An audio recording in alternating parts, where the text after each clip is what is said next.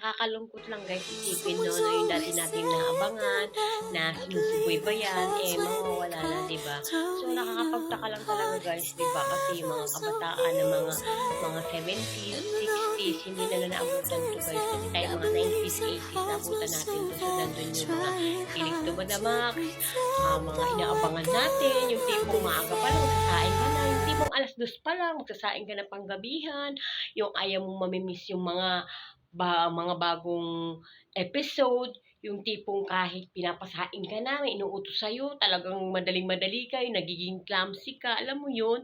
Kasi mo talaga yung tipong talagang gigil na gigil tayong panoorin, na mapanood natin yung episode na yun, na ayaw natin malipasan o malampasan ng palabas na yun. Yung tipong galing ka sa school, dali-dali kang tatakbo sa bahay mo, pag alam mong hindi ka naaabot sa bahay nyo para manood, dadaan ka, titigil ka sa may kantin o sa kapitbahay mo para lang manood, 'di ba?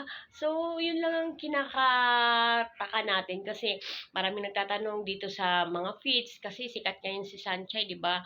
So, maraming nakakaalam, maraming kabataan talaga na nagtatanong sila, sino ba 'to? Bakit ba 'to sikat na sikat? Kada scroll ko sa Facebook, parang ito nung lumalabas, sino ba 'to mama? Sino ba 'to mama? Ganun.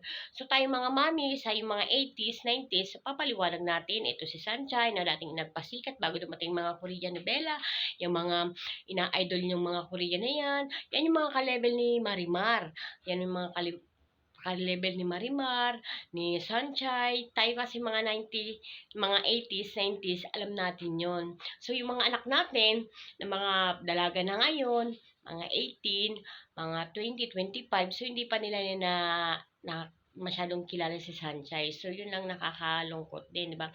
So, kung ikaw man ay nasa 30 plus pataas, I'm sure sigurado ako kung hindi 5 anak mo, nasa 7 na guys, no? Tayo yun guys, mga 80s, 90s. Nakakamiss lang talaga kasi syempre nakakalungkot din kasi wala na yung idol natin, yung inaabangan natin, yung pinakamamahal natin na si Sanchay.